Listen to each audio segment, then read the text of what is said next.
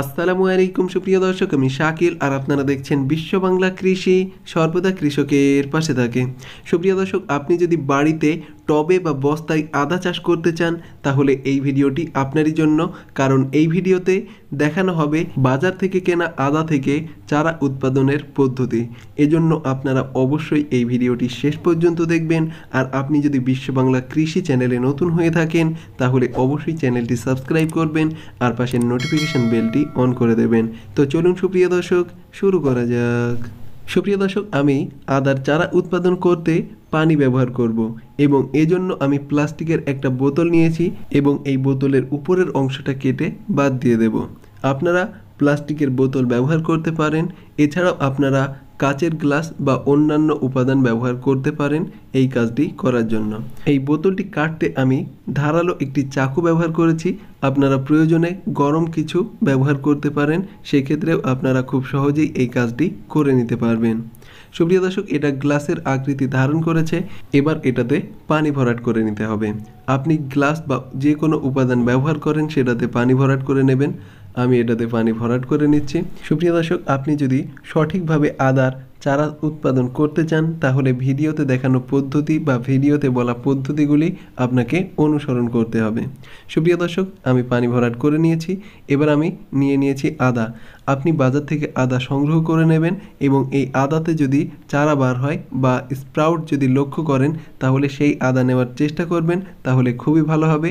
এবং আপনি যদি নর্মাল আদা নেন তা থেকেও কিন্তু চারা উৎপাদন করা সম্ভব।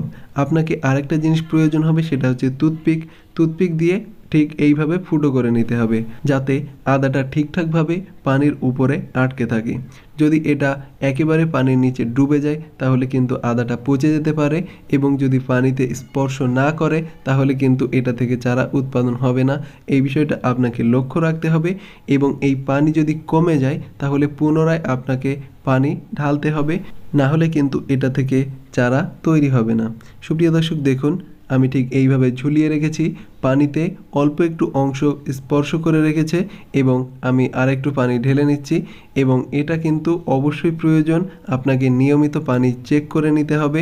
খুব বেশি পানি প্রয়োগ করবেন না এবং খুব কম পানি প্রয়োগ করবেন না, ঠিক এভাবেই রেখে দিতে হবে। সুপ্রিয় দর্শক, এভাবে রাখার 15 দিন পর আপনারা দেখতে পাবেন এটা থেকে নতুন গাছ বার হয়ে গেছে। সুপ্রিয় দর্শক, এটা অন্য একটা আদা এবং আমি যে আদাটা জার্মিনেশন করতে দিয়েছি সেটা আপনাদেরকে দেখাচ্ছি। দেখুন এটাতে শিকড় বার হয়েছে। আর এই আদা গাছটি যদি আপনি রোপণ করে দেন তাহলে এই আদা গাছ থেকে আপনারা প্রচুর পরিমাণে আদা সংগ্রহ করতে পারবেন। সুপ্রিয় দর্শক, আমি যে আদাটি জার্মিনেশন করতে দিয়েছিলাম এটি হচ্ছে সেই আদা গাছটি। দেখুন খুব সুন্দর একটা চারা বার হয়ে গেছে। এটিকে আমি রোপণ করে দেব। ছোট একটি টবে আমি রোপণ করে দিচ্ছি। সুপ্রিয় দর্শক, আমি চারা তৈরির প্রসেসটা আপনাদেরকে দেখাচ্ছি এবং বিস্তারিত প্রসেস আমি পরবর্তী ভিডিওতে দেখাবো, কিভাবে আপনারা শুরু থেকে শেষ পর্যন্ত আদা চাষ করবেন বাড়িতে, টবে বা ছাদে, এবং মাটিতে কিভাবে চাষ করতে হয় সে সম্পর্কে ভিডিও আপনাদেরকে দেব। আপনারা অবশ্যই বিশ্ব বাংলা কৃষি চ্যানেলের সাথে থাকবেন, চ্যানেলটি সাবস্ক্রাইব করে। সুপ্রিয় দর্শক, এখানে আমি ছোট্ট একটি টব নিয়েছি, এটা 5 ইঞ্চি একটি টব। এটাতে আমি জৈব সার এবং মাটি সমান পরিমাণে নিয়েছি। এটাতে আমি এই চারাটি রোপণ করে দেব। সুপ্রিয় দর্শক, এভাবে আপনারা চারা তৈরি করে তারপরে মাটিতে রোপণ করতে পারবেন বা ডাইরেক্ট আদা মাটিতে রোপণ করেও চারা উৎপাদন করতে পারবেন। দুটি পদ্ধতি এর আগে আমি একটা ভিডিও দিয়েছিলাম, সেই ভিডিওতে আপনারা দেখতে পাবেন ডাইরেক্ট আদা রোপণ করে কিভাবে চারা উৎপাদন করতে হয়। ভিডিওটি দেখার জন্য আই বাটনে ক্লিক করে ভিডিওটি দেখে নিতে পারেন। আপাতত এই আদার চারাটি আমি রোপণ করে দিচ্ছি। আপনারা চাইলে ডাইরেক্ট মূল টবে রোপণ করে দিতে পারেন, তা থেকে দেখবেন প্রচুর পরিমাণে আদা হারভেস্ট করতে পারবেন। সুপ্রিয় দর্শক, আমি একটা ছবি দিয়েছি, এই আদাটি আমি হারভেস্ট করেছিলাম দেখুন। এবং আপনি যদি চান তাহলে সারা বছরের চাহিদা পূরণ করতে পারবেন বাড়ি থেকে, অর্থাৎ 10-15টা টবে যদি আদা গাছ রোপণ করেন তা থেকেই আপনারা বাৎসরিক চাহিদা পূরণ করে নিতে পারবেন। এবং আদার চারা তৈরি করা এবং রোপণ করার আদর্শ সময় হচ্ছে এপ্রিল, মে, জুন।